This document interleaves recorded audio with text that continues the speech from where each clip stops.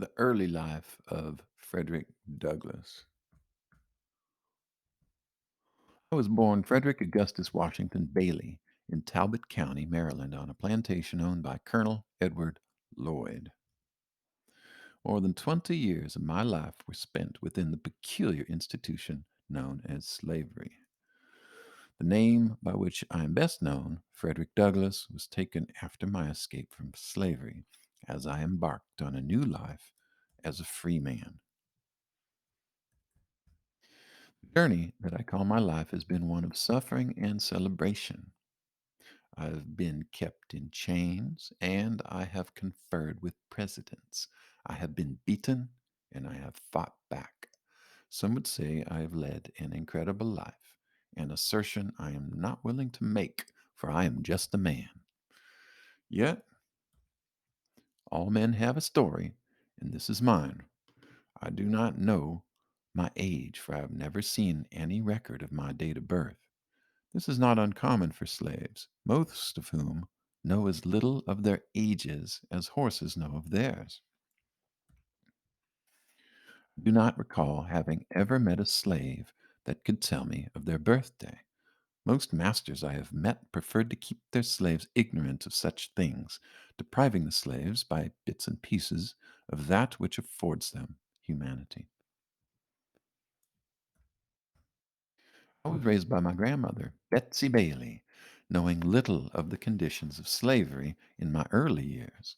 Still, slavery cast an ever present shadow upon me, taking me from the arms of my mother, Harriet Bailey. Slavery cares not for the family. The relationship between a slave mother and her child is no different from that of the cow and her calf. All are property and subject to their master's whims.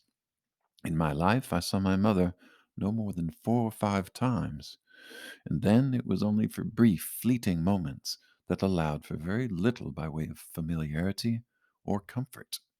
She died when I was still quite young, and though it pains me to say this, she exists for me as little more than a few vague, fragmented memories. I do not know the identity of my father, though possible names were spoken in whispers. I know with certainty that he was a white man, and I suspect that he was my owner, Captain Aaron Anthony. It is not uncommon for the master of the slave also to be the father. Indeed, many white men satisfied both lust and greed through the rape of black women.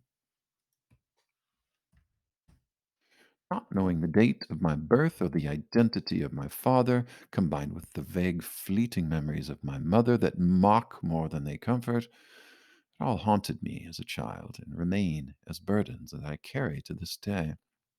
I estimate that my age was 6 or 7 when my grandmother led me from her cabin to the home of Aaron Anthony at the Y House plantation. Grandmama, what is this place? Fred, this here is the home of old master. Folks call it the Great House. Great House? I ain't never seen anything like this before.